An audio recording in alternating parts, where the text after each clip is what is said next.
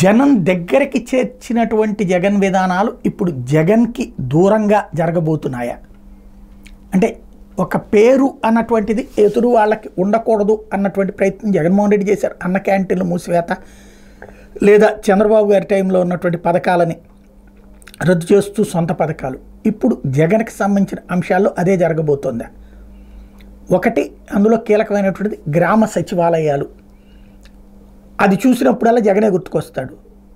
గ్రామీణ ఆసుపత్రులు, ఏది వార్డు స్థాయిలో, అట్లాగే ఊర్లలో పెట్టినటువంటి వైద్య ఆరోగ్య కేంద్రాలు కేంద్ర ప్రభుత్వ నిధులే, కాకపోతే అవి చూసినప్పుడు జగన్ హయాంలో పెట్టే అన్నటువంటిది గుర్తుకొస్తుంది.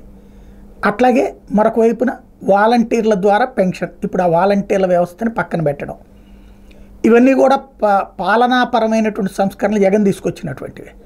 అట్లాగే ఇళ్ళు ఏవైతే దాదాపుగా 30 లక్షల మందికి పట్టాలు ఇచ్చి అందులో 15 లక్షల మందికి ఏమో ఇళ్లకు సంబంధించి శాంక్షన్ చేసింది, అందులో ఇంకా కట్టాల్సిన దాదాపు 9 లక్షలు ఏమో ఉన్నాయని చెప్తున్నారు.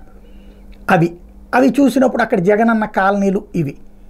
ఇప్పుడు ఆ పేర్లు మార్చడం ఒక ఎత్తు, ఇప్పుడు వాటన్నిటి ఏం చేస్తారు? అలాగే ఉంచుతారా? పేర్లు మారుస్తారా? లేదా వాటి రూపురేఖలు మారుస్తారా? ఎలా ఉంటుంది? ఖచ్చితంగా వాలంటీర్ వ్యవస్థనైతే పక్కన పెట్టడం ఆరంభమైంది. సచివాలయ వ్యవస్థ అన్నటువంటి దాంట్లో కొన్ని రూపురేఖల మార్పు ఆరంభమైంది. ఓవరాల్గా జనంలో గుర్తుండడానికి పనికొచ్చేటటువంటి మార్కులని మార్చివేసే ప్రయత్నం ఏవైతే ఉన్నదో అది ఏ మేరకు సక్సెస్ అవుతుందో చూడాలి.